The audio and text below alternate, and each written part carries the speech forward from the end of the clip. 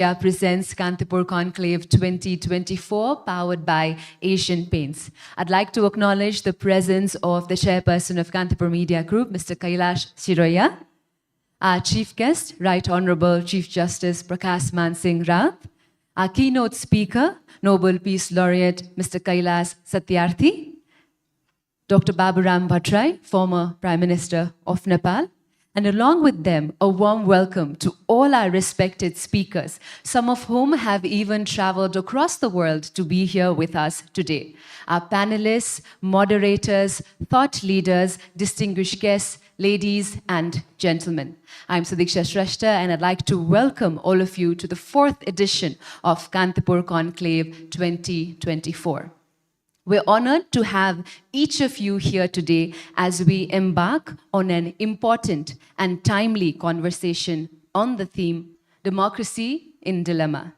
In an era marked by political polarization, technological disruption, and global shifts that are challenging institutions worldwide, the question of democracy's resilience has never been more relevant.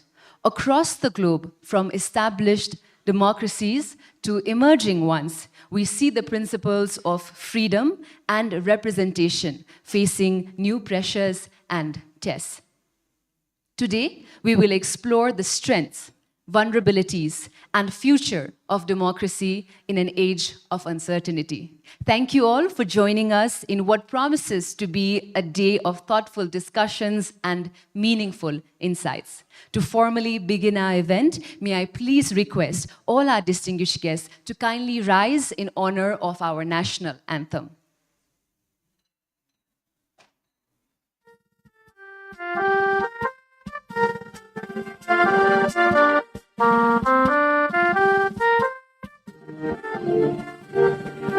Sarutunga pulka हामी एउटै माला नेपाली सार्वभौमै भइदिएका मेची महाकाली सारुथुङ्गा पुल्का हामी एउटै माला नेपाली सार्वभौमै भइदिएका मेची महाकाली प्रकृतिका कोटि कोटि सम्पदाको आचला मेरा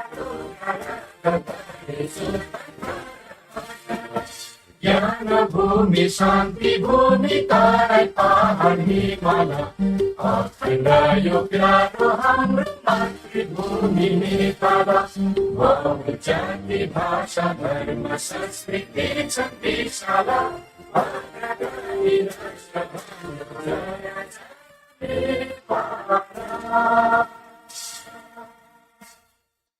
Thank you one and all. Please do take your seats. Ladies and gentlemen, an event of this caliber truly takes the dedication and hard work of an entire village, or perhaps even two. Behind every detail of the Kantipur Conclave is a passionate team working tirelessly to bring together the ideas and voices that shape our society. But none of this would be possible without visionary leaders who inspire and guide this effort. Mr. Kailash, Chairperson of Kantipur Media Group, is one such leader whose commitment to fostering dialogue and advancing knowledge has been essential in creating this powerful platform. It is my honor to invite Mr. Shiroya to the stage for his welcome address.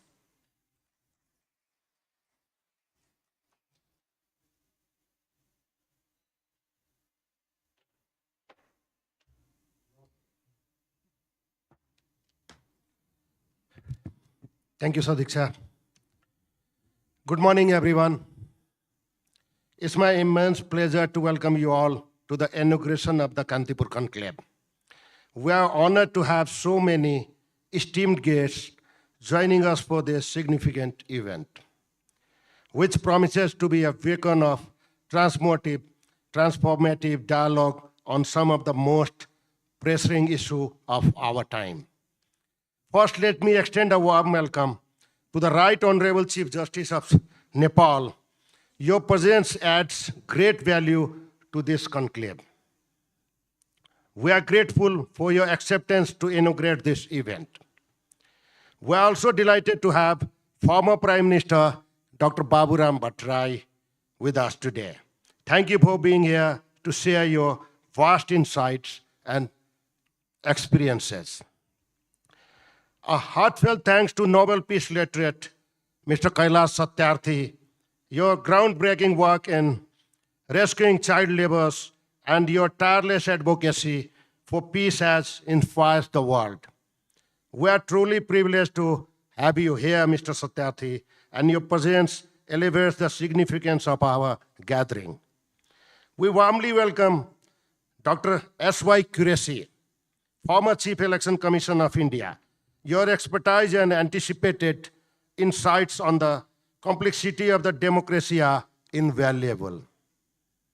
And we look forward to your contribution to our discussions today. We are honored to welcome Indian political scientist, Mr. Pratap Bhanu Mehta, and political activist, Mr. Yogendra Yadavji. Your unwavering dedication to democratic reform and throughout provoking ideas have been a source of inspiration for many. Thank you for joining us and for continuing to push the boundaries of political discourse. A special welcome to our distinguished guests from around the world, Michael Kugelman and Peter Gill from the United States, Peng Wang from China, Thomas Bell from the United Kingdom, and other global leaders. Your presence brings a truly international dimension to our discussion, and we are excited about the diverse perspective you will bring to this discussion. Additionally, I would like to honor our esteemed political and social activists, industrialists, academics, students, professionals, entrepreneurs, and journalists. Your participation underscores the broad spectrum of expertise represented here. And we are grateful to have each one of you contributing to this dialogue. Your insights are crucial, and we strive to tackle both local and global challenges. The Kantipur Conclave is a premier platform that unites through leaders, visionaries, and change makers from within Nepal and across the globe. It is a space designed for transformative dialogue, where innovative ideas are exchanged and turned into actionable solutions. Our focus is on innovation, governance, and the future of democracy, and we are committed to fostering an environment where meaningful discussion can inspire real changes. This year's theme, Democracy and Dilemma, is particularly relevant as more than half of the world population votes this year. From India to the United States, Russia to France, and across the United Kingdom, Africa, and Latin America. This election will shape global and regional political landscapes. Yet, this democratic wave is unfolding amidst a surge in populism, fake news, and the increasing influence of AI, which together threaten the very foundations of democracy. Nepal, too, is grappling with these challenges itself, with issues like corruption, governance problem, and declining trust in leadership. Now more than ever, there is a pressing need to address these concerns and rebuild our trust. Kantipur Conclave 24 brings together a powerful mix of political leaders, scholars, civil society representatives, and journalists. Our discussion will be enriched by the insights of government officials, the perspective of academics, and the grounded experience of practitioners.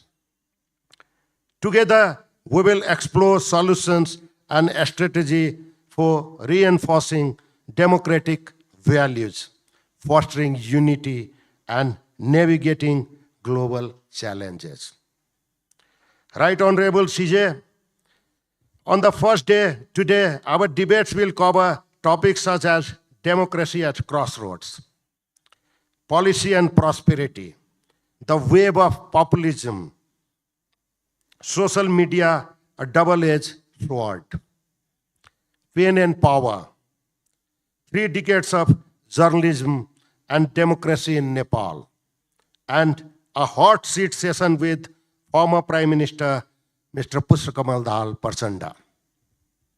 On the second day tomorrow, we will divide into session on election reforms, policy or practice, geopolitical turmoil, women leader on the field, cross-border prosperity, chief minister's key issues, and dialogue with the Right Honorable Prime Minister. The Kantipur Conclave is more than just a forum. It is a space where today's planner and tomorrow visionaries, national and international policy makers, and forward-thinking individuals engage in meaningful debate. Here, we don't identify problem. We also work together to outline and debate potential solutions for a better, more democratic future. Thank you all for being part of this transformative gathering. Let's make the most of our time here and speak meaningful change together. This is only possible through the contribution of our visionary thought leaders who continue to drive progress and inspire innovation. We extend a heartfelt welcome once again to our thought leaders from Nepal and all over the world, whose unwavering dedication shape our journey toward a bright future. I welcome you all again and thank you very much.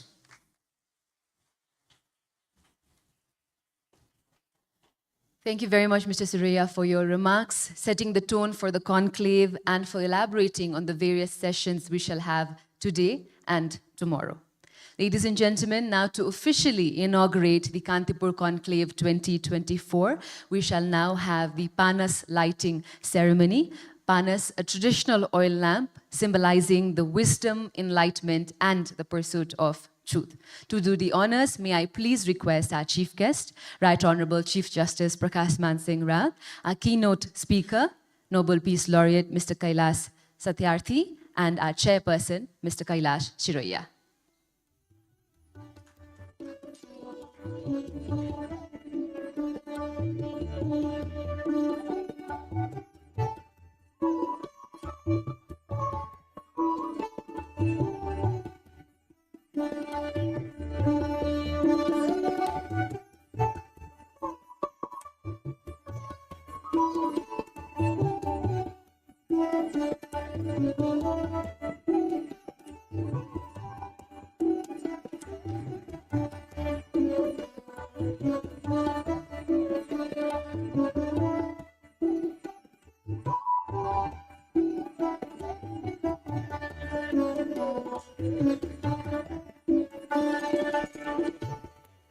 Our deepest gratitude to our chief guest and our keynote speaker for doing the honors.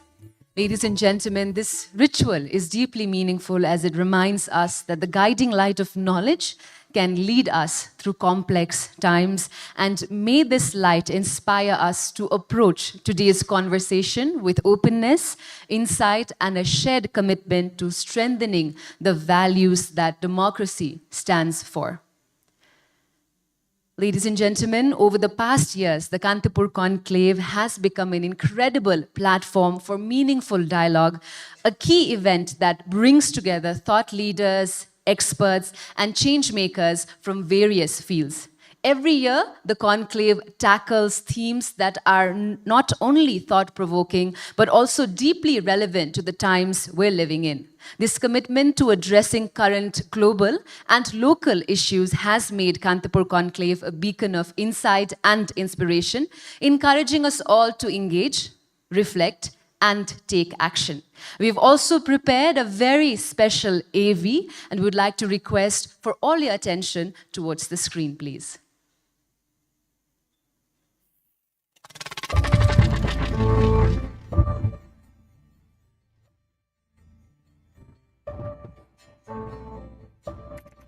What does democracy sound like? Is it the voice of the people rising in the streets?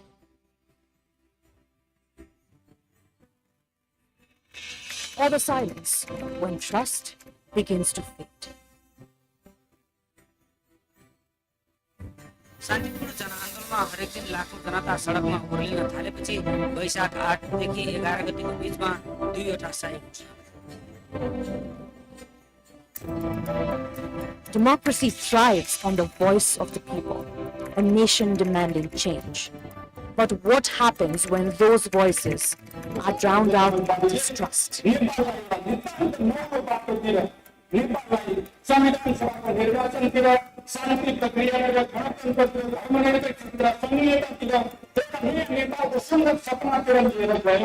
एकता सहमति सम्पूर्ण कुरालाई लिएर हामी अगाडि गयौँ भनेदेखि हामी अगाडि बढ्न सक्दछौँ. Around the world, democracy is being challenged at every turn. From Nepal's streets to global capitals, the foundations are shaken. Voting for a British exit, dubbed Brexit, with almost 52% of the votes choosing to leave the 28-member European Union. Installed the Congress in America did a rally outside the White House of this bitterly contested election.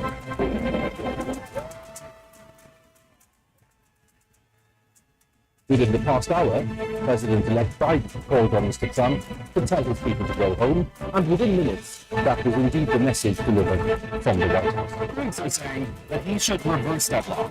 There are also some deeper frustrations behind those protests.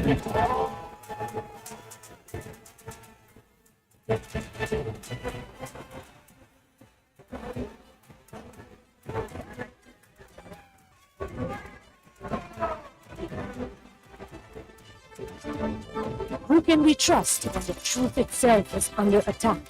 Is democracy just a vote? Or is it the ongoing fight to preserve trust, to protect the future of our freedoms? AI-generated fake content is shaping up to be one of the biggest threats to democracy.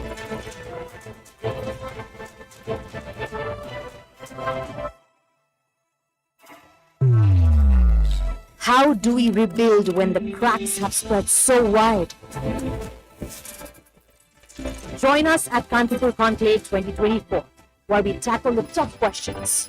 How do we restore faith? How do we protect our freedoms? This year, we aren't just talking, we're taking action. Kantipur Conclave 2024, Democracy in Dilemma. Together, we can make a difference.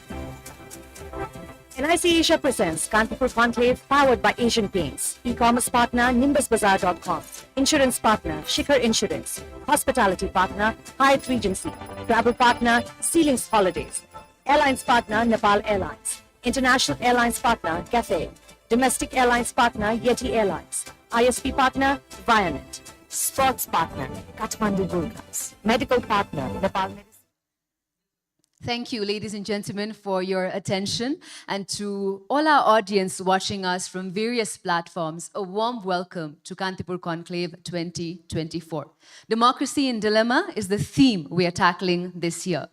Ladies and gentlemen, it is now my honor and distinguished pleasure to invite our chief guest, Right Honorable Chief Justice, Mr. Prakash Singh Raut, for his opening remarks in this August gathering. A big round of applause, ladies and gentlemen, for our chief guest, Right Honorable Chief Justice.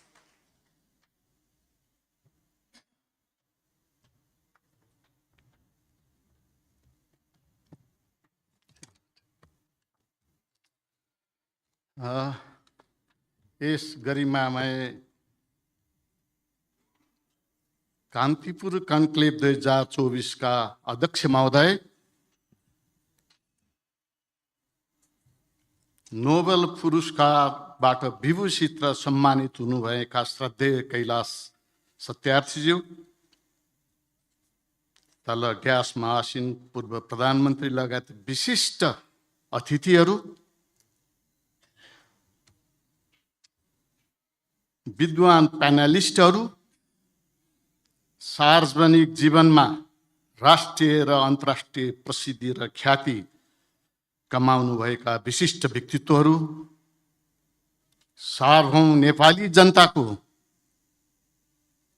प्रतिनिधित्व गर्नुहुने सम्पूर्ण जनप्रतिनिधिज्यूहरू, आदरणीय सञ्चारकर्मी मित्रहरू, democracy in dilemma, मलाई यो Kantipur conclave 2024 उद्घाटन र मन्तव्य दिने जुन सुयोग र संयोग जुटाइदिनु भएको छ कैलाशजीले, त्यसको लागि म धन्यवाद टक्राउन चाहन्छु। अध्यक्ष महोदय, मेरो न्यायिक मर्यादा, संवैधानिक सीमा, न्यायको मान्य सिद्धान्तको कारण र संयमता बर्तनुपर्छ भन्ने मेरै अन्तस्करणको मान्यताको कारण मैले तपाईँले दिएका सबै विषयहरूमा मैले आफ्नो विचार सम्प्रेषण गर्न सक्ने मेरो अवस्था नहोला। मेरो सीमा बुझिदिउन यहाँलाई म अनुरोध गर्दछु। तथापि केही कुराहरू मैले जुडिसियरीसँग जोडिएको र यहाँले राखेको विषयमा म सम्बोधन गर्ने प्रयत्न गर्दछु। मैले पनि हाम्रो अध्यक्ष महोदयले यस्तै लेखेर ल्याएको थिएँ, तर 2-4वटा मसँग टिपोट पनि थियो। यहाँको मास र चम्किलो अनुहार हेर्दाखेरि मलाई के लाग्यो भनेदेखि त्यो लेखेको पढ्न मलाई मजा नलाग्ने अवस्थामा पुगेँ र मैले बनाएका केही टिपोटहरू छन्। त्यो टिपोटमा यो विद्वत वर्गको म ध्यान आकृष्ट गर्न चाहन्छु। अध्यक्ष महोदय, जस्टिसका एस्ट्याब्लिस्ड प्रिन्सिपलहरू छन्। न्यायका ती मान्यताले के उद्घोष गर्छन्? न्यायिक स्वतन्त्रता, अक्षुण्णता, न्यायिक निष्पक्षता, न्यायिक मर्यादा, न्यायिक शुद्धता र स्वच्छता न्यायपालिकाको आत्मा हो। त्यसमा कतै कसैसँग सम्झौता हुन सक्दैन। त्यसमा कुनै हस्तक्षेप पनि स्वीकार्य हुँदैन। न्यायका कालजयी र शाश्वत तिनै मान्यताको आधारमा अदालतका न्यायिक काम कारबाही र न्याय सम्पादन हुनुपर्छ भन्ने मेरो स्पष्ट दृष्टिकोण रहेको छ। दोस्रो, न्यायिक सुधार अपरिहार्य छ। त्यसो त हरेक क्षेत्रमा सुधार अपरिहार्य देखिन्छ। मलाई के लाग्छ भने सुधारको कुरा मैले जोड दिनुपर्ने कारण एउटै मात्र छ। सुधारले विश्वसनीयता जन्माउँछ र बढाउँदछ र विश्वसनीयताले व्याप्त निराशा र वितृष्णालाई पराजित गर्दछ। यो मेरो ठम्याइ छ। यो सुधार कसरी गर्न सकिन्छ? प्रश्न यहाँनिर छ। मलाई के लाग्छ भने सशक्त र जीवन्त नेतृत्वले सुधार गर्न सक्छ। भाइब्रेन्ट लिडरसिपले सुधार गर्न सक्दछ। दोस्रो, इमान र निष्ठाले पनि सुधार हुन्छ।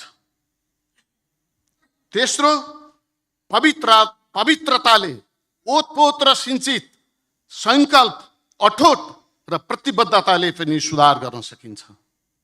चौथो, जवाबदेहिता र पारदर्शिताले पनि सुधार हुन सक्दछ। पाँचौं, सिस्टम, पद्धति, प्रणालीबाट पनि सुधार हुन सक्दछ।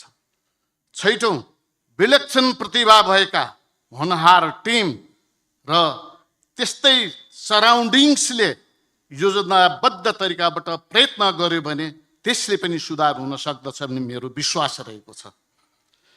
आफ्नो क्षेत्रमा सुधार गर्न सकियो भने मुलुकले समृद्धिको यात्रा तय नगरी सुखै छैन। त्यही समृद्धिको सुगन्धबाट सुशोभित, पल्लवित र आलोकित र सुभाषित मुलुकको नागरिक हुनु हाम्रो केही सौभाग्यको कुरा हुँदैन र? त्यसैले रिफर्म अनिवार्य छ। मलाई लाग्दछ मैले यहाँनिर मेरो क्षेत्रको न्यायिक क्षेत्रको सुधार अपरिहार्य छ मैले भने राज्यको चौथो अङ्गमा सुधार अपरिहार्य छ कि छैन? तपाईहरुले कलमको स्वतन्त्रतालाई दुरुपयोग गर्नु भएको छ कि छैन? यो विषय म तपाईहरुमै छोड्दछु। अध्यक्ष महोदय, मैले उठाउनु पर्ने अर्को पनि विषय छ, त्यो हो संसारको कुनै कुरा बहुमूल्य र कीमती छ भने त्यो हो समय। त्यो समयलाई हामीले या त चिन्न सकेनौं या त त्योसँग हामी खेलवाड गरिरहेका छौं। होइन भने कुनै पनि काम किन समयमा हुन सक्दैन, हुँदैन? समयमा सेवा प्रवाह किन हुन सकिरहेको छैन? अध्यक्षमय समय भने गतिशील छ, वेगवान छ र त्यो बलवान छ। समयलाई हामीले चिन्न सकेनौं भने नेसनले ठूलो मूल्य चुकाउनु पर्छ। पिफुले सफर गर्दछ। समयको प्रसङ्ग कोट्याउँदा आजभन्दा 3-4 वर्ष अगाडि मैले आफ्नै 4-5 वर्ष जस्तो लाग्दछ, 4-5 वर्ष मैले आफ्नै जुडिसियरको एउटा ग्यादरिङमा मेरो आफ्नै सम्माननीय प्रधान न्यायाधीशलाई मैले चाहिँ के छ भनेदेखि त्यो सन्दर्भ मैले सुनाउनु परेको थियो। आज मलाई यसो यहाँको यो हेर्दाखेरि यहाँको विद्युत समुदायको त्यो चम्किलो अनुहार हेर्दाखेरि यहाँ पनि मलाई राख्नु जस्तो लाग्यो। त्यो जुन बेला इरानमा राजा थिए, राजा पेहलवी थिए, उनको एउटा मार्मिक र मर्मस्पर्शी भनाइ म यहाँ उद्धरण गर्न चाहन्छु। उनलाई जब धपाइयो र उनी त्यहाँबाट इरान छाडेपछि उनी निर्वासनमा थिए र उनले भने जुन समय म इरानमा थिएँ मैले इरानलाई बुझिन। आज मैले इरानलाई बुझेको छु, तर म इरानमा छैन। समयमै गर्ने काम गरिएन भने सञ्चय र बाँकी बस्ने सिर्फ इरानको राजाको रेग्रेट जस्तै हो, पश्चाताप मात्रै हो।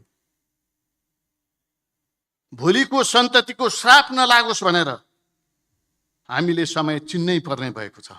समयको वेगसँग हामीलाई सँगसँगै लाउनु पर्ने भएको छ। अहिले त एआई को युग छ। अस्ति भर्खर त्यहाँ चिफ जस्टिसहरूको सम्मेलन मलेसियामा चीनको प्रधान न्यायाधीशले भन्दै हुनुहुन्थ्यो। हिजो म कैलाशजीसँग चाहिँ के छ भनेदेखि त्यहाँ यसो सेयर गर्दै थिएँ। उहाँले भन्दै हुनुहुन्थ्यो, मलाई त्यो कुरा एकदम अमेरिकामा त्यो म्यानुफ्याक्चर हुन्छ, जापानमा प्रोग्रामिङ हुन्छ, चीनमा मानव रहित प्लेन जहाज सवारीहरू दौडन्छन्। ती उत्पादित र उन्मादी घटना हुन्छ। कहाँ अनुसन्धान गर्ने? सबै त इक्विपमेन्ट नै इक्विपमेन्ट छ, मान्छे त कहीँ पनि छैन। समय यस्तो छ। त्यसैले त्यतिखेरको सन्दर्भ के थियो भने मैले त्यहाँ यसो हेर्दाखेरि रुल अफ ल यहाँ छ, प्रविधि आकाशमा छ। अहिलेसम्म त हामीले कानुन बमोजिम मात्रै न्याय गर्छौँ भने हिँडे मान्छे हुँ नि हामी रुल अफ ल अन्तर्गत। अब प्रविधिले आफ्नो साम्राज्य यसरी खडा गरेछ कि कुनै चिजै टिक्दैन जस्तो भइसक्यो। यो वेगवान समयलाई हामी कसरी सम्हाल्छौँ? मैले यति कुरा यो विद्युत समयमा राखिसकेपछि लोकतन्त्रको बारेमा पनि मैले केही कुरा मलाई भन्न मन लागेको छ। लोकतन्त्रसँग धेरै कुरा जोडिएको हुन्छ। राजनीति र भूराजनीतिक कुरा मैले विचार सम्प्रेषण गर्न सकिनँ। अघि नै मैले भने मेरो न्यायिक मर्यादाले मलाई त्यो छुट दिँदैन। तर केही सन्दर्भ त फेरि लोकतन्त्र कुरा न्यायपालिकासँग पनि जोडिन्छ। अध्यक्ष महोदय, न्यायपालिका लोकतन्त्रको आधार स्तम्भ हो। मैले त्यसरी नै बुझेको छु र यसको ब्युटी त अझ कहाँनिर बढ्ता सान्दर्भिक मलाई लाग्दछ भने सहमतिहरूलाई यसले सहजता आत्मसात गर्दछ र सम्प्रेषण गर्दछ। गम्भीर असहमति र मतभेदहरूलाई पनि यसले सम्हाल्दछ, समेट्दछ, सम्बोधन गर्दछ र त्यो सामर्थ्य मात्र राख्दैन, असहमतिलाई सहमतिमा बदल्ने विलक्षण त्यो एउटा गुण पनि यही लोकतन्त्रमा मात्रै रहेको देखिन्छ, अन्यत्र कुनै राजनीतिक प्रणालीमा देखिँदैन। त्यसैले यसको ब्युटी के छ, अपरम्पार छ। म आफै पनि लिबरल डेमोक्रेसीको भ्यालुजमा विश्वास गर्ने मान्छे हुँ। मेरो बुझाइमा लोकतन्त्र संस्कारले, सभ्यताले, सहिष्णुताले, आदर्शले, असल अभ्यासले सदैव सिंचित गर्नुपर्छ। के त्यो सामर्थ्य हामीले बनाएका छौँ? जानी नजानी लोकतन्त्रको मर्मलाई कतै तेजोबद्ध गरेका छैनौँ, त्यसको मूल स्वरूपलाई नै कतै बिगारेका त छैनौँ, कतै लोकतन्त्रमाथि नै अन्याय त गरेका छैनौँ। लोकतन्त्रलाई सुसंस्कृत ढङ्गले बुझ्न सकिएन भने निसन्देह त्यसले रिटालिएट पनि गर्न सक्छ है। र त्यो छेड पेनफुल ट्राभलिङको लागि चाहिँ के छ भने सुरुवात गरिदिन सक्दछ। अध्यक्ष महोदय, मैले उठाउनु पर्ने यो विद्युत वर्गको उसमा रुल अफ लको कुरा पनि छ। रुल अफ लको कुरा, मुलुक भने संविधानले शासित हुनुपर्छ, मुलुक भने कानुनले शासित हुनुपर्छ। मेरो मान्यता त्यही छ। कानुनको शासन नभएको मुलुकले तरक्की र समृद्धि प्राप्त गर्न सक्दैन।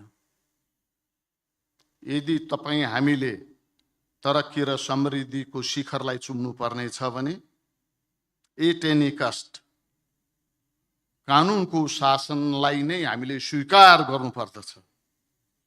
कानुनको शासन मान्नलाई पहिला त कानुनकै पालना हुनुपर्छ, कानुनकै सम्मान हुनुपर्छ। ल, हामी इमान्दार भएर भनौँ, सबै क्षेत्र र तहबाट के हामीले कानुनको सम्मान गरेका छौँ, कानुनको पालना गरेका छौँ? मलाई यसै सन्दर्भमा मैले यो विधिको शासनको कुरा पनि किन बढी जोड दिएँ भनेदेखि कहिले कहिले कुनै एउटा कन्टेक्स्टबाट कसैका भनाइहरूबाट चाहिँ के छ भनेदेखि मानिसहरू के प्रभावित हुनुपर्ने हुन्छ। म पनि डाइसीको एउटा भनाइबाट चाहिँ के छ भनेदेखि एकदमै प्रभावित थिएँ। Be you ever so high, the law is above you. तिमी आफूलाई जतिसुकै उच्च र मान किन नठान, तर तिमी भन्दा माथि कानुन छ है। त्यसैले विधिको शासन भएन भने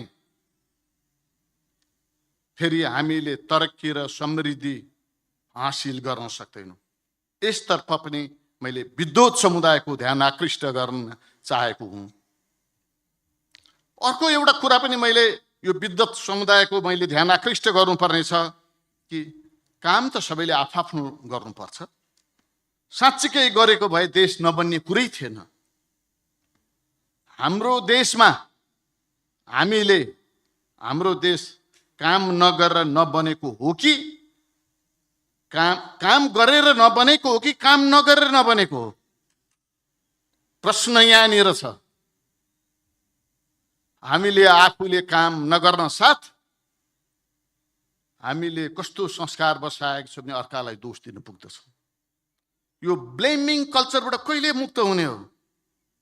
मेरो बुझाइमा ब्लेमिङ कल्चरले कहिले पनि मुलुकमाथि उठ्न सक्दैन। आफ्नो काम त सबले गर्नै पर्दछ। हाम्रो स्वभाव, हाम्रा चरित्रहरू अब पनि हामीले बदल्न कोसिस गरेनौँ भने हामीले समाज बदल्न सक्दैनौँ। जति सक्छ यो ब्लेमिङ कल्चरलाई हामीले विदाई गर्नुपर्छ। मैले धेरै समय लिइसकेँ। म खालि एउटा दुईटा पोइन्टमा, अध्यक्ष महोदय, म आफ्नो यो कुरालाई के छ भनेदेखि मैले अर्को यो विद्युत समुदायमा राख्नै पर्ने कुरा के छ भनेदेखि यहाँहरूलाई लाग्दैन कि बौद्धिक छलफलहरू धेरै भयो भनेर हजारौँ चाहिँ के छन् त्यो प्रतिवेदनका ठेले सबै दराजमा परेका छन् त। दिन रात अहोरात्र चाहिँ के छ छलफल हुने, परिणाम केही पनि नहुने कसो भयो? कसले जिम्मा लिने हो? तर न्यायपालिकाको जिम्मा चाहिँ म प्रकाश राउतले लिने हो। यो मेरो नैतिक जिम्मेदारीभित्र पर्छ। यस निम्ति म यो भन्दछु र उद्घोष पनि गर्न चाहन्छु र योभन्दा अगाडि मैले भने म बेचिन्न, मलाई कसैले किन्न सक्दैन। म यसै गरी न्यायिक मर्यादा राख्दछु र मेरो जति समय छ त्यो समयलाई मैले के छ भनेदेखि यही न्याय सम्पादनमा यिनै कालजयी मान्यताहरूबाट नै मेरो न्यायालयको शिर नझुक्ने गरी मेरो आफ्नो समय मैले त्यहाँ व्यतीत गर्नेछु।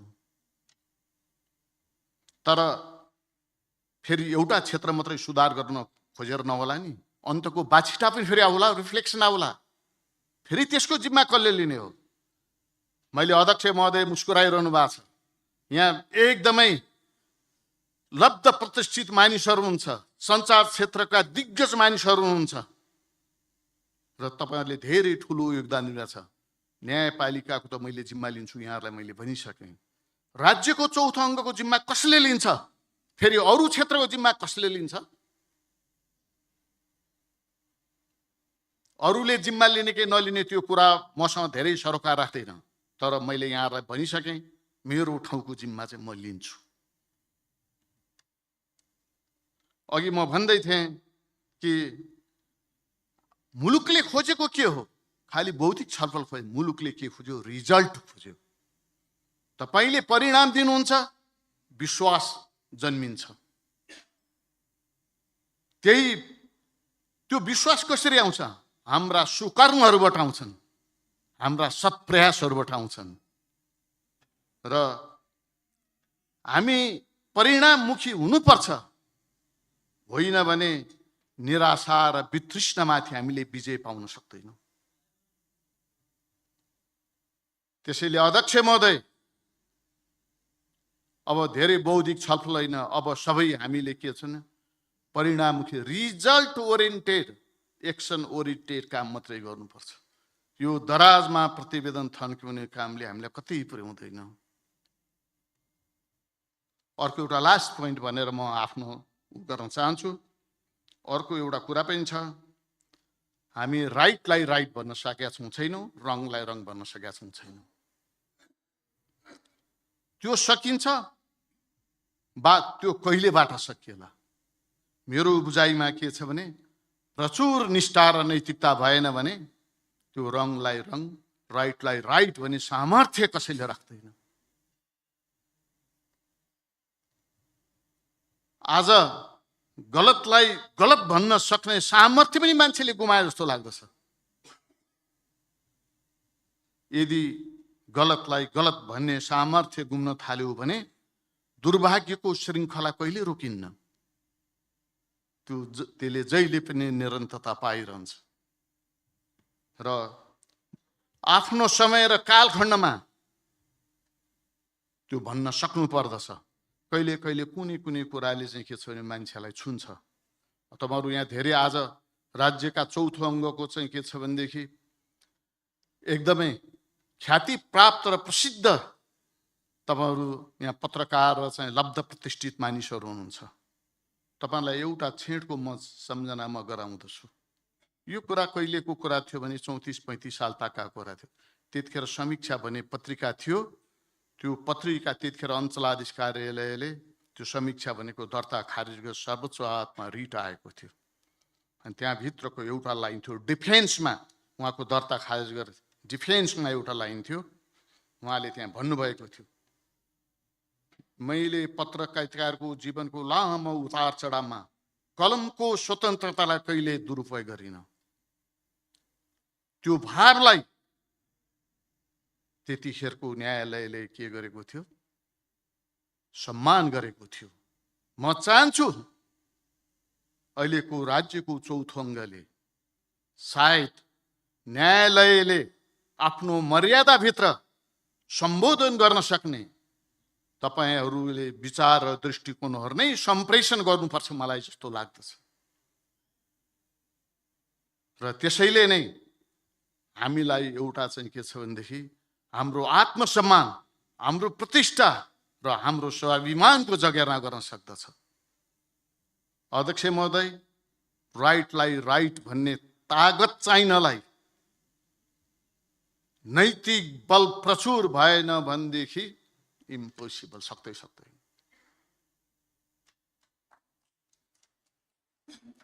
तसर्थ म चाहन्छु कि अब कति पनि ढिलाइ नगरिकन हामीले सत्यको मात्रै वकालत गर्नुपर्ने समय आइसक्यो। मलाई यो ऐतिहासिक अवसर दिनुभयो हाम्रो काठमाडौँ पब्लिकेसन्सले, यो अवसर पनि मलाई दिलाइदियो। यस निम्ति फेरि पनि म एकपल्ट धन्यवाद प्रकट गर्न चाहन्छु र मैले यसलाई यत्रो विद्युत समुदायमा मैले आफ्नो यो चाहिँ के छ भने विचार सम्प्रेषण गर्ने जो अवसर दिनुभयो त्यसको लागि म यहाँसँग आभारी पनि छु र म धन्यवाद दिँदै यो कान्तिपुर कन्क्लेभ 2024 को सफलताको शुभकामना समेत दिँदै म आफू यहाँबाट बिदा हुन चाहन्छु। धन्यवाद।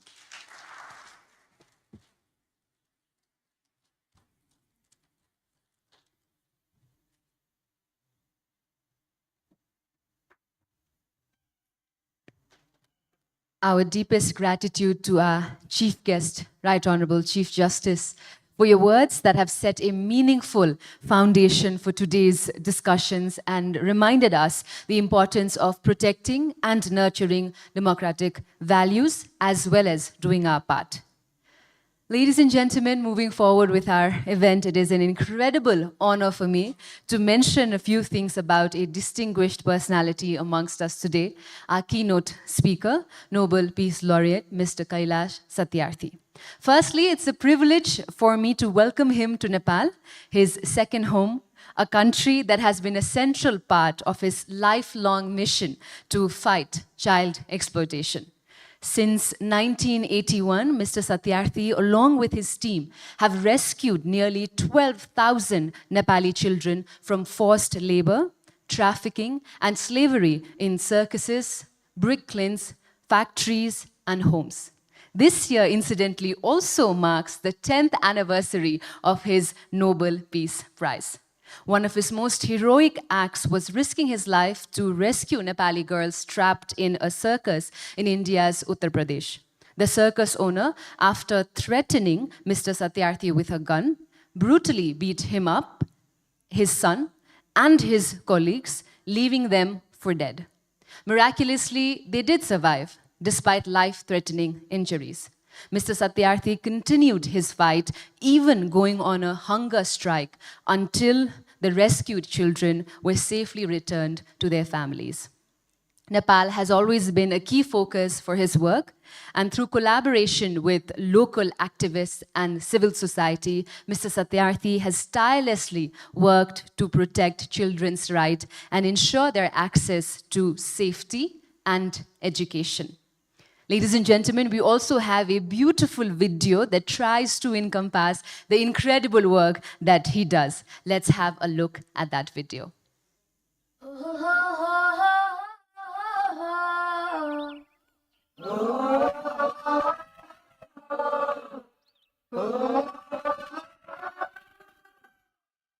The joys and freedom of millions of children started with just one feeling.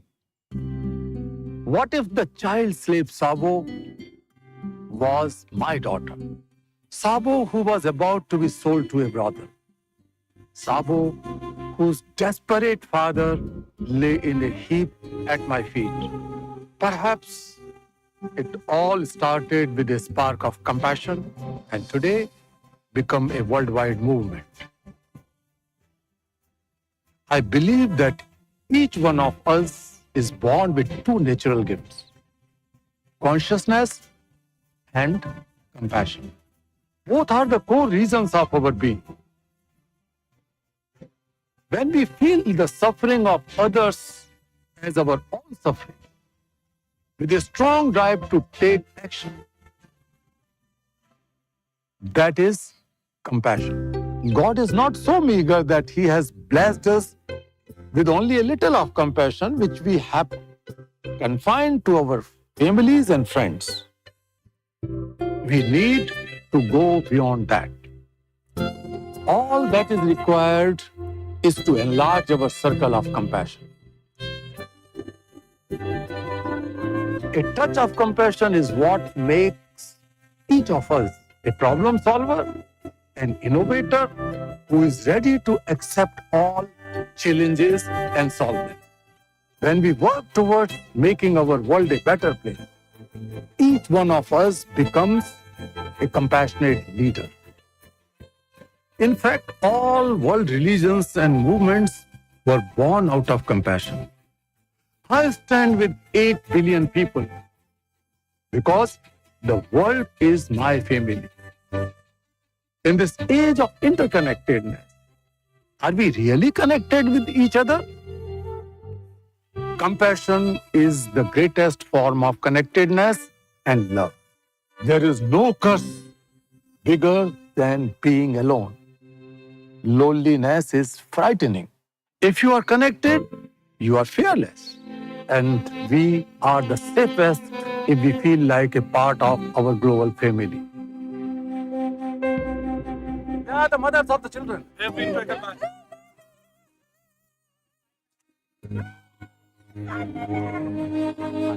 I am not a teacher or a preacher of compassion. I have made it a way of life.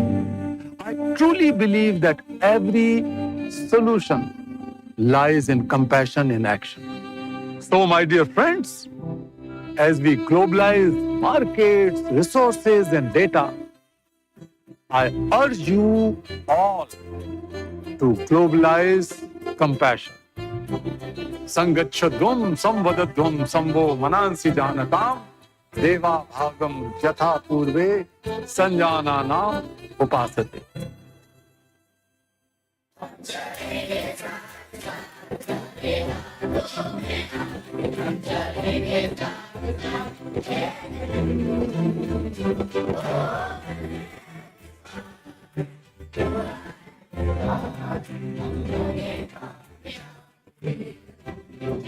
We shall overcome one day.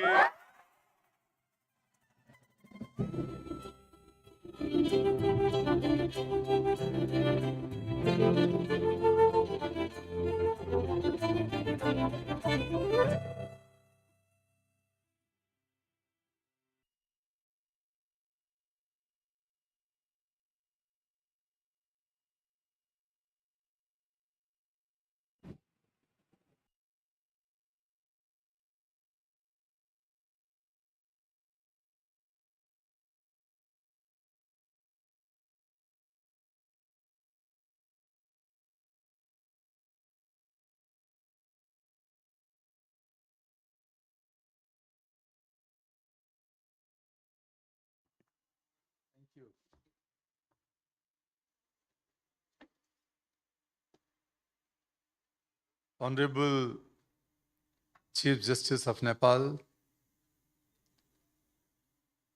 former Prime Minister Baburam Bhattaraiji,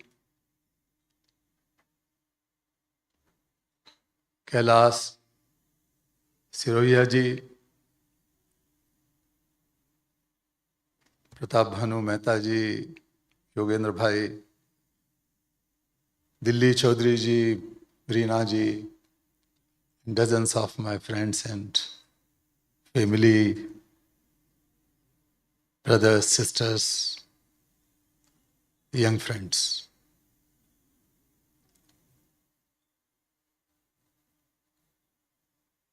I am very delighted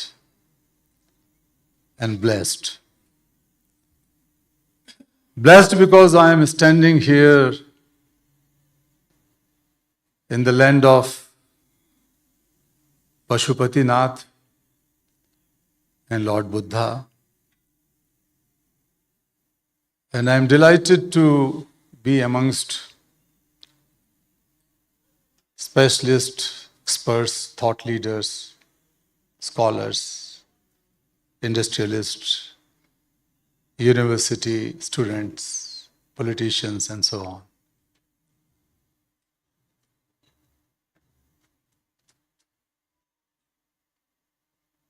I recall many incidents, but my very tiny contribution in the struggle for the democracy of Nepal. I was the part of at least 2 or 3 organizations. The Nepalese or Indo-Nepalese groups which were fighting to bring democracy in Nepal in mid-80s, early 80s. So a few times I participated in the demonstrations and other activities. So once we were demonstrating, having a protest in front of Nepalese embassy in India. I think it was in 82 or 83. And the police started cane charge. And I was the one who was hit in my back and pushed into a police jeep along with several friends of mine and several protesters. It was near the Mandi House area that time, the Nepalese embassy. So we had to sit for the whole day and we were not informed by the police what action they are going to take, whether they are going to send us in prison or they are going to, what they will do. So we had to sit without food and water 7-8 hours. And finally, they just left us. They allowed us to go. But I have been coming to Nepal dozens and dozens of times, as mentioned in the introduction. So I always say Nepal is like my second home. And I have promised to my friend and like my son, Dilli Chaudhary, who was the union minister here and recently he was chief minister of Lumbini, that Nepal would be the first country after my hometown in Madhya Pradesh to celebrate the Nobel award that I did. And I came here for the first time and I could not believe that dozens of thousands of people were on the streets in Dang, also Nepalganj and several places. And many of them were the children whom we rescued in the past and their parents and family members. So it is my second home.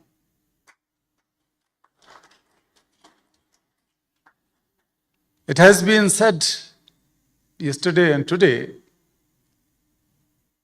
that this is a very pertinent topic, democracy in dilemma. And as Honorable Chief Justice has mentioned at least 2-3 times, that this is the time to act. We have to translate our ideas, our thoughts, our knowledge, our wisdom, our experience, our talks about this issue, understanding about this issue into action. We cannot remain passive observers. Needless to say that democracy is not just a political system or a system of governance. It is also an embodiment of certain values that hold society together and keep it fairer. With a sense of responsibility, with a sense of accountability, democracy teaches us how to hold the society together and fairer.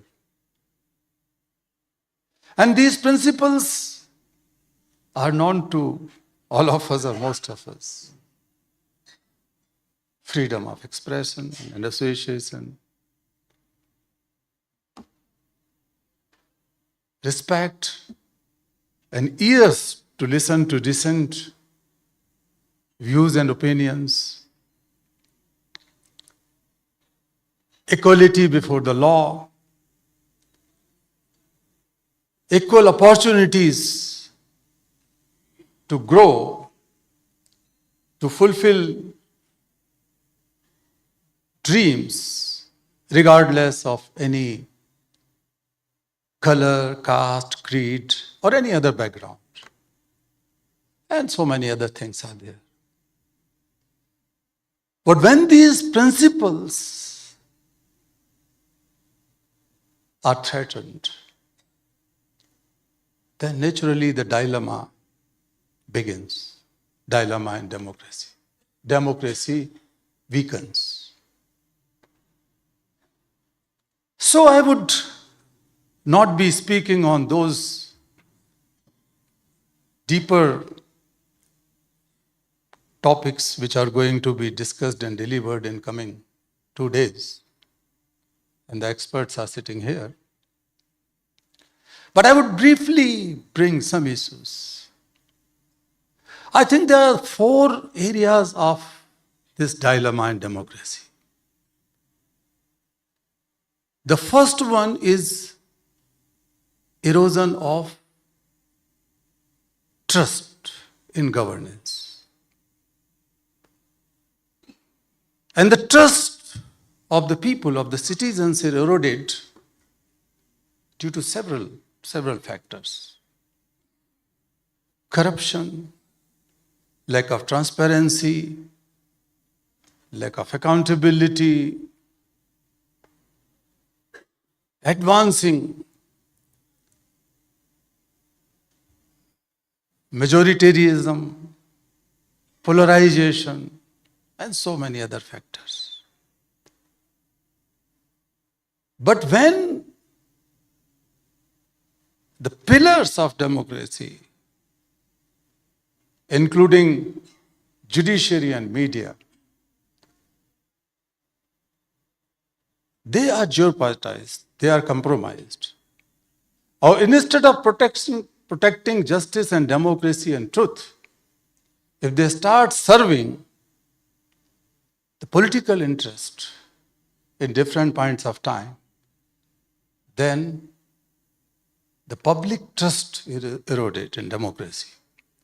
So it is not only in the democratic governance, democratic institutions or governance institutions, but people started devaluating or questioning that why democracy is needed if all things happen as a result of democracy. I can give you an example that I am the part of many of these high-level conversations, dialogue and discussions in the UN reform. There are some groups and committees, official and unofficial, in UN reforms. And where I experience that the erosion of power and trust of United Nations and its institutions today, the weakening of the global governance is resulting in many ways. And one thing is that some very important people started thinking that this UN system is obsolete, but also the idea behind the formation of United Nations and its institutions is also being questioned. These ideas are fundamentals. The principles of democracies are are universal and core for the survival of society. So is the United Nations, the principles, the basis of the United Nations. But when they lose their power and authority and trust, then the people become more and more delusioned about those ideas, not just about the institutions. So the first was the erosion of trust. The second is the manipulation of truth. Media is very important in that. And I am very proud and pleased to see that Kantipur Times as well as all the larger family of Kailash has taken up this challenge and boldly bringing this issue for discussion, because this is also a self-reflection for media, democracy and politics, all the democratic institutions of governance. So, social media is also, which was mentioned briefly. If social media is controlled, manipulated, misused, abused by some power groups, power of resources, power of state agencies globally, then people are confused. Because every day there is a flood, every minute actually is a flood of false information, which eventually results in divide in society and humanity. Which results in hate, creating hate, revengeful attitude. And we all know and we all say that the world has never been so broken and so divided. At least in last 70, 80 years, we have seen as it is today. Despite all resources to keep it intact, it is getting more and more divided. And that is also because of the manipulation of truth through the social media, through some of the leaders in some parts of the world, and ordinary citizens and people are the part of it. The third area, I would say the third element in delusion or dilemma is dilution or weakening the values of democracy. In our personal life, in our organizational life, in our institutional and social life, and more in the political life with the political parties, the values of democracy, where the power, credit, decision-making is decentralized, shared. If this is weakening, then slowly the values are diluting. And because of several reasons, we started preferring to be more autocratic our own decision-making. May it be our institutions, smaller institutions and organizations, may it be the political parties, may it be the national governments. And that goes across. And the fourth factor for this dilemma, which for me is very, very important, and more important because all my life I've been working and struggling on it, is the failure of state or state agencies in ensuring social justice. Social justice is the key. If the people don't see their future in society, if they are not confident that they are going to get the fair share of what they are contributing to the society, if they are not certain about their own future as well as certain about the equal opportunities in society, in economy, in politics, then they lose faith in the democracy. It is the responsibility of state to ensure social justice. But it is equally important that the faith institutions, the social institutions, cultural institutions, civil society organizations must foster the idea and demand for social justice. And that has to be ascertained to protect democracy and to get rid of this dilemma. Decent work conditions, where the freedom, safety, equity, and dignity is asserted in work. Unfortunately, 40% of the workforce in the world is not given social protection as well as the guarantee of social justice. Today, when I stand here, I would like to bring a very serious issue that 2.1 million, 21 lakh Nepalese today are living outside Nepal. This is 7.4% population of Nepal. I was reading somewhere that 1,700 people leave Nepal every single day. Nepalese leave Nepal every single day. And this is a serious challenge. It cannot be met just by the government. Any government, they cannot solve this problem within a day or so. It is also a collective responsibility to accept it as a national challenge. And that begins with mindset.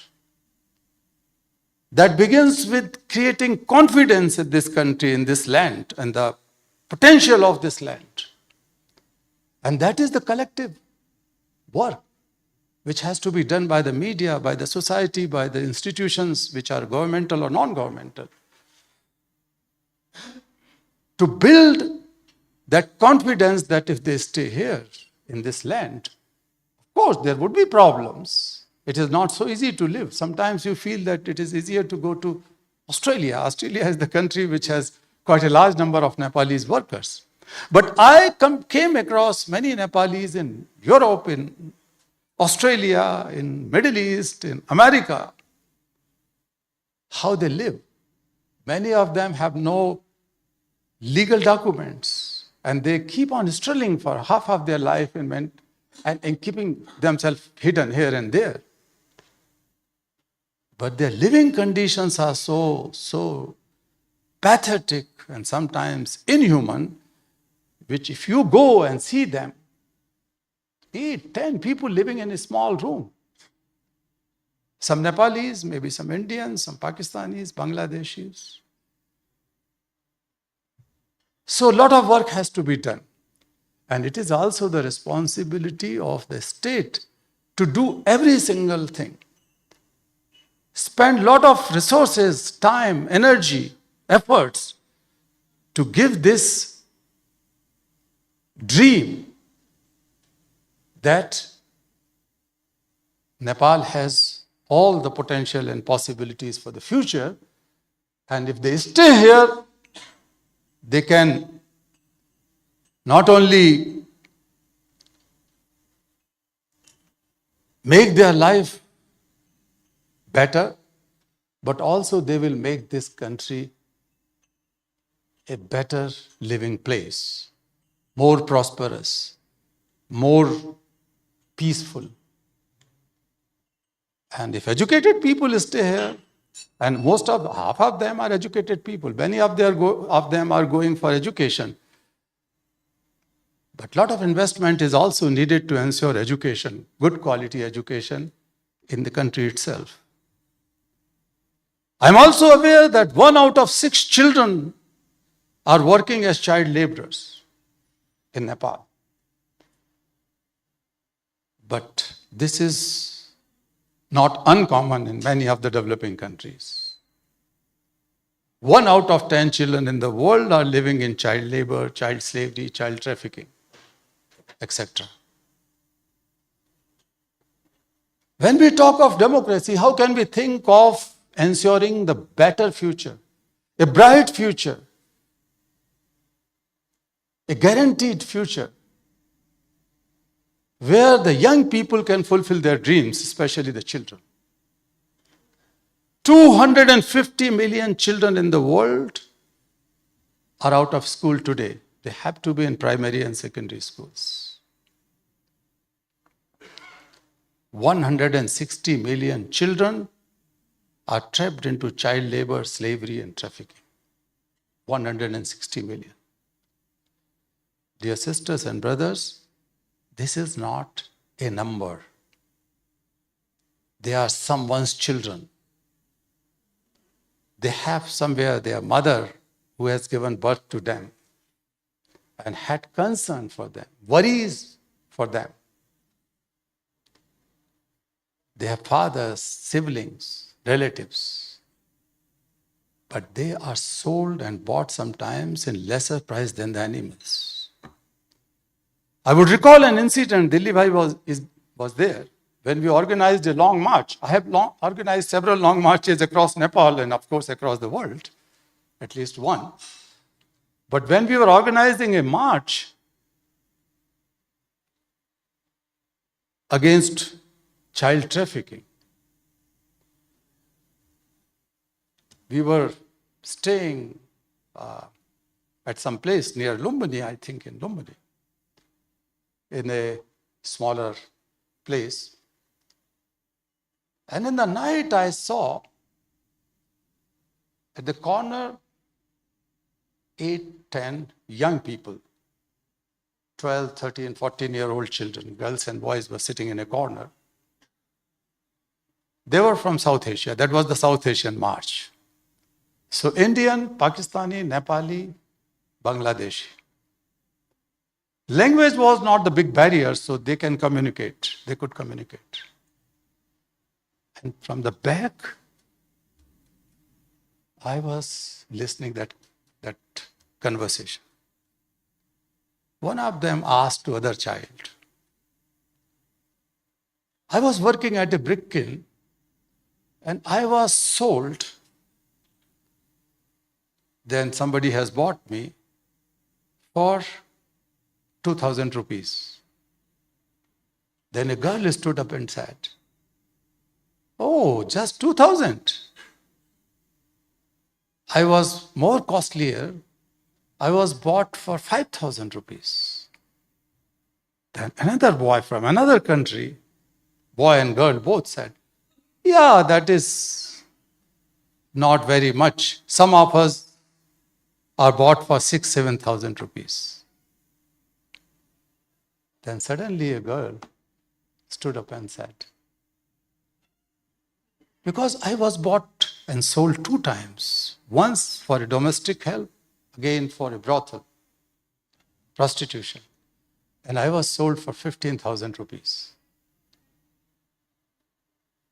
And then a boy said, in tears, he said that, may I ask you, how much a buffalo cost for? What is the price of a buffalo in your country, in your time? She said, maybe 70,000, 80,000 rupees, 1 lakh rupees. Everybody looked at each other. They were all in tears. They left the place. They had no courage to talk to each other. And I had no courage to look into them and stop for a while and talk to them. They were crossing me. I was standing like a stone in tears. Is it the world we are going to give to our children? Is it the democracy? Is it the development? Is it the United Nations? Is it our government which is going to give this kind of future and this kind of present, where the children are sold and bought like animals and sometimes in lesser price than the buffalo and cattle? Social justice. We cannot ensure the success of democracy without ensuring social justice, where every single child has to be protected.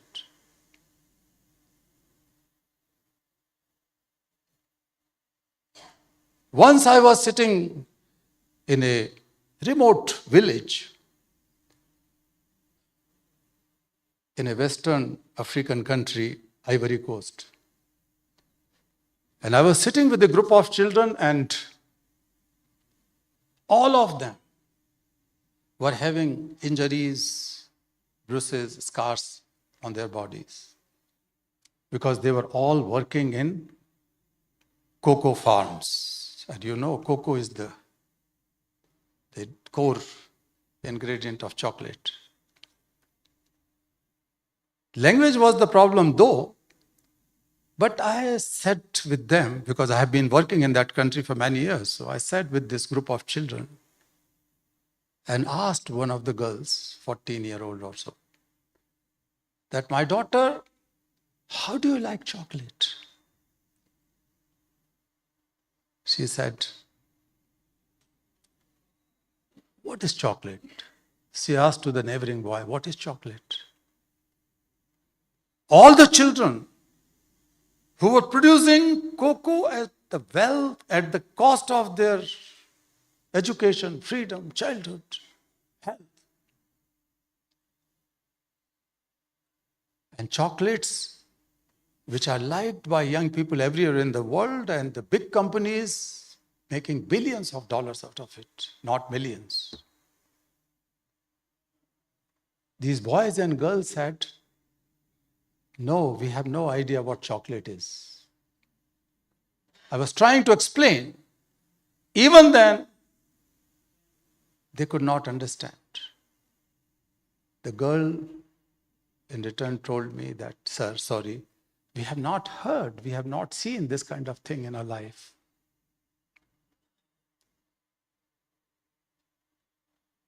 Is it this world we are going to give to our children? 160 million child laborers means 160 million empty seats in the classrooms.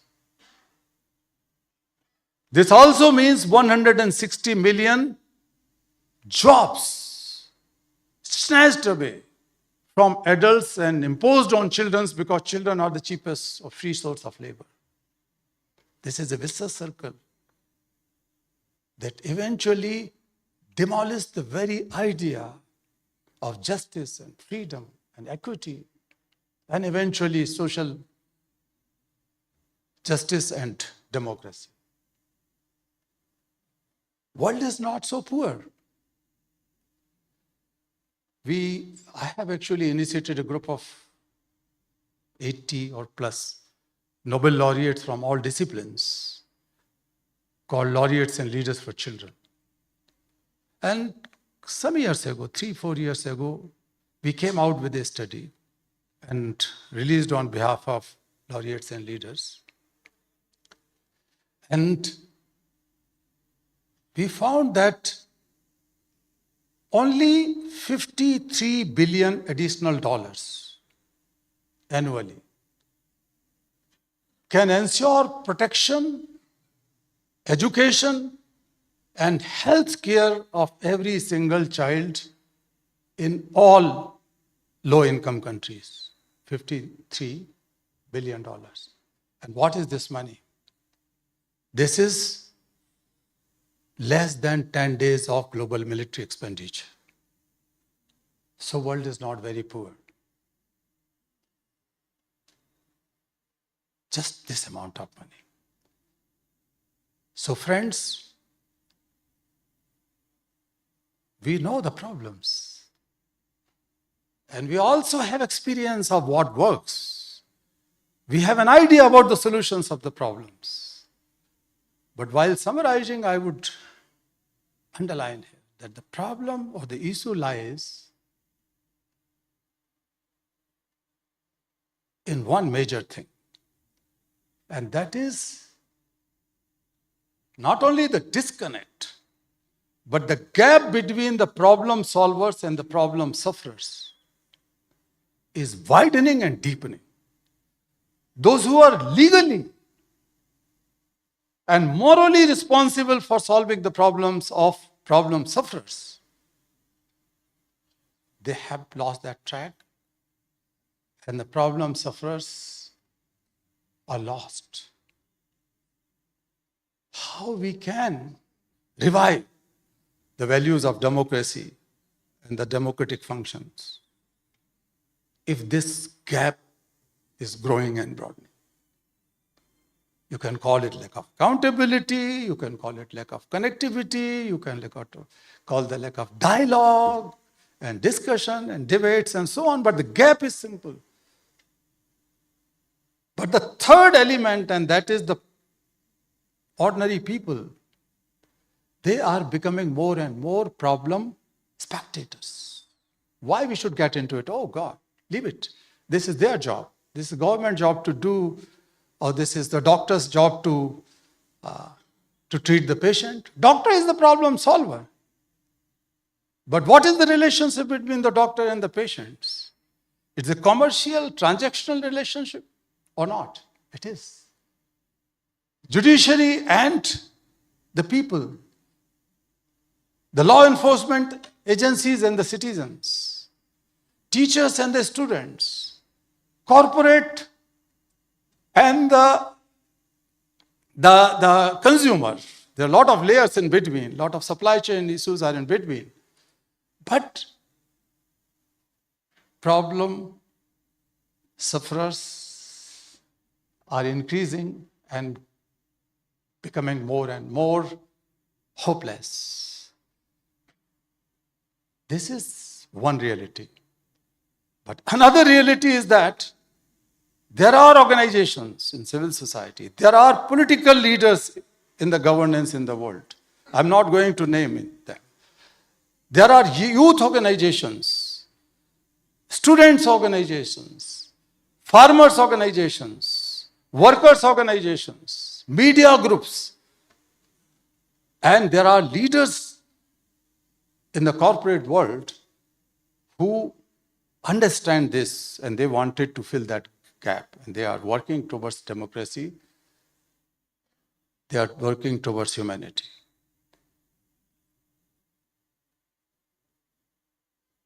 This is compassion, which I have just spoken. Compassion is not empathy. It is not mercy. It is not kindness. Unfortunately, all of them were put in one basket, and this is not true. None of these great human traits, human characteristics, except compassion, have the power to transform the world, especially correct those wrongs which are stamped or rooted in the structural, institutional, and systemic causes. These issues like racial discrimination, the caste discrimination, like ongoing communal divide, all these things are so deep-rooted that only the kindness cannot solve the problem. So it needs the power, transformative power of compassion. Because for me, in simple words, selfless and mindful problem solving is compassion. Compassion is selfless and mindful problem solving. I don't want to go into the spiritual or religious part of it.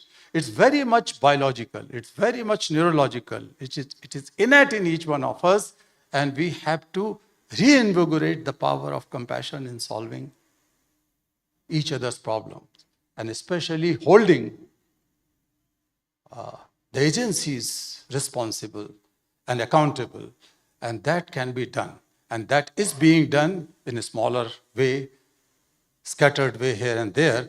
We can learn the lessons from all those things. So even if the democracy is in dilemma, but we have witnessed in the history that such things, such dark times come, or such confusing and dilemma times come. And eventually they go, because nothing is more powerful, nothing is more transformative than the inherent, the innate power in human beings. The conscience of humanity, inside humanity, will definitely put an end to these situations, but we cannot sit quiet, we cannot sit observers. I would end with the anecdote related to Pashupatinath, Lord Shiva. One day, Lord Shiva was walking somewhere here in Himalayas, along with his spouse, Parvati. Parvati noticed that there was an elephant passing through in the jungle. But what she noticed was that there were innumerable thousands of small ants were there on the street. And when elephant put his step, hundreds, thousands of those ants, innocent ants, were killed, crushed. So out of deep concern, she shouted, "Lord, look at these ants. They are innocent and they are being crushed by this elephant. So you have to stop and punish this elephant." Pashupatinath did not stop. He kept on walking. He did not even smile. Parvati was running, more or less. And she shouted more loudly, "What are you doing? I told you to stop this elephant. And if you cannot stop or punish him, you should punish this Mahavat. The Mahavat is responsible for killing it." Lord said that no, the elephant cannot see. Look at his eyes. He cannot see on the earth, land. So he is being taken by this Mahavat. So she said, "You have to punish and stop this Mahavat to save the life of these ants." Then he said, "No, I am not going to punish him or stop him. He is going for some work and that he has to complete his job." So finally she cried that if you are not going to punish them, just take your Trishul and take the lives of all those ants so they can go in Shivdham, in heaven. Then Shiva stopped and said, "Parvati, none of these are responsible. They are not sinners. You are responsible because you were the first who has noticed that this wrong is happening, this injustice is happening, this catastrophe is happening. Why didn't you stop immediately?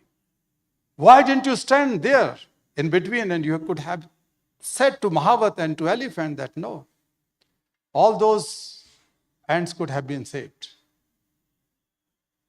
But you preferred that somebody will come, the Lord Shiva, the Pashupatinath will come and save our life. If we think that some leaders will take birth on the earth and they are going to save democracies, they are going to save humanity, they are going to save the world, then it is already too late. Pashupatinath said, take action now. Don't be silent spectator, silent observers, passive observers. Those who are passive observers, they are guilty. Parvati, you are guilty. So today's, tomorrow's, and day after tomorrow's message should be that we cannot remain passive observers. We have to speak out, we have to write down, we have to do whatever we can do for education, for awareness, for public engagement, for civic engagements, for building stronger civil societies, for being bold to ask question and speak truth to the power. That could be the lesson from here. I wish all the success in your 2 days conference. Thank you very much for inviting me.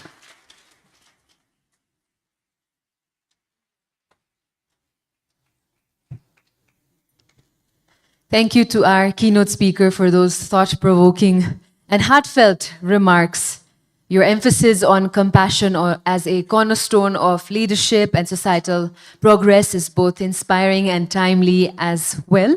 And that has reminded all of us that compassion definitely goes beyond policies and systems. It's for our shared humanity. Ladies and gentlemen, I'd now like to request our hotel staff to kindly set up the stage for our very first session here at Kantipur Conclave 2024. A warm welcome to all our audience who have joined us live from various platforms. We'd also like to go ahead and thank all our sponsors. Our title sponsor, NIC Asia, powered by Asian Paints. E-commerce partner nimbusbazaar.com, our insurance partner Shikhar Insurance, hospitality partner Hyatt Regency, travel partner Sea Links Travels and Tours, medical partner Nepal Medicity, airlines partner Nepal Airlines, international airlines partner Cathay, domestic airlines partner Yeti Airlines, and ISP partner Vianet. Our sports partner Kathmandu Gorkhas. Ladies and gentlemen, we shall have 6